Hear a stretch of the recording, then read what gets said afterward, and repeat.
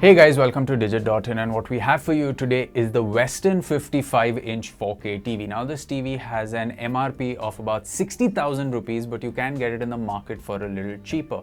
But here's my problem.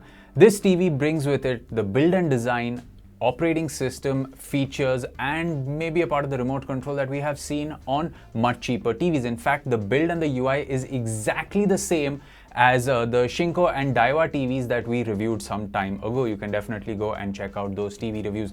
Now the Shinko 55-inch TV is priced under 40,000 rupees and this one has an MRP of 60,000 rupees.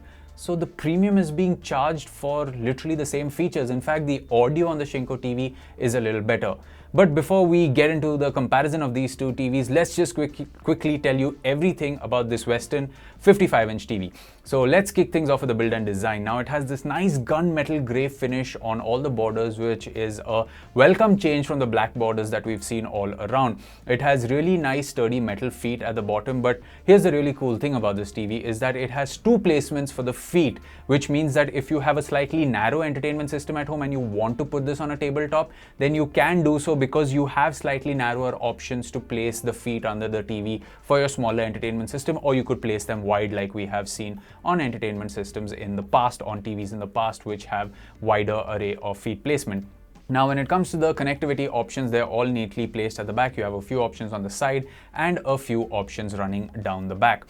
On the side, you have two USB ports, an SD card slot, the headphones out, one HDMI port, and coaxial for audio. At the back, you have the RJ45 Ethernet port, AV input, two HDMI inputs, and the antenna port. So connectivity options are pretty standard from what we've seen on TVs in this price range. Talking about the display, it has a 10-bit VA panel that's made by Samsung and it does support HDR10. It does not support Dolby Vision.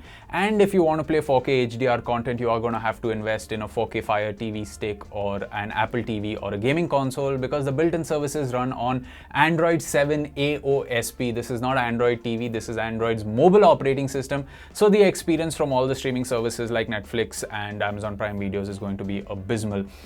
Now the remote does have a mouse-like pointer to log into some of the services if you want to, but you really have to navigate with the mouse using the directional buttons, which is a pain. I mean, coming back to the TV that this compares with, the Shinko 55-inch TV, that at least had a USB dongle that goes in the back, and you could use it as a magic wand mouse remote control, which actually worked well in its favor.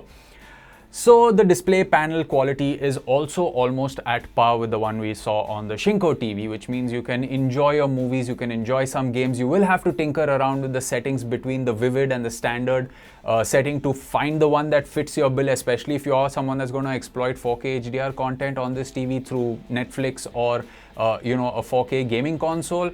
However, you do not have, and this is a problem we had with the Shinko TV also, you do not have the ability to control individual settings like the brightness, the contrast, and the colors, which can get annoying if you're someone that knows exactly how to calibrate your TV for the kind of colors that you want. You only have the presets to play with, which can be a bit of a bummer. Coming to the actual performance, since this is a VA panel, you may not get the best viewing angles, but the color reproduction is actually pretty good. Considering the price, however, at 60,000 rupees, you are delving into the entry-level TVs provided by brands like Sony and Panasonic and LG and Samsung, and you are moving away from the budget brands. So Western is kind of caught in a middle place where for a cheaper price point, you are getting the exact same panel performance, but for the same price or slightly more money, you are getting better panels at a smaller size, or by putting in a little more money, you're getting about 50-inch panels from some of the better known brands in the TV business. So its performance is also in the middle ground. I mean, I can say it's as good as the Shinko TV we tested in the past, but it's not as great as some of the TVs from, let's say, Sony, Samsung, and LG that we've seen. Unfortunately, we haven't reviewed a lot of those TVs. We've had a chance to see them, so we really can't give you a comparison ground. So let's conclude this review by telling you this. If you do want this TV, why not take a look at some of the cheaper options, because they bring the same user interface, the same panel quality, and some of the TVs even have better sound output. If a UI is important to you and the fact that you get Android TV itself on a budget is important to you, Thomson has launched Android TVs recently. We have Xiaomi that has Android TV enabled televisions available in the market. Or you could just go in for a really good panel and connect it with a Fire TV stick. But at this price point, this television is kind of in the middle of nowhere. It's competing with TVs that have the same performance at a lower price point, and also against TVs that have higher performance at a slightly higher price point.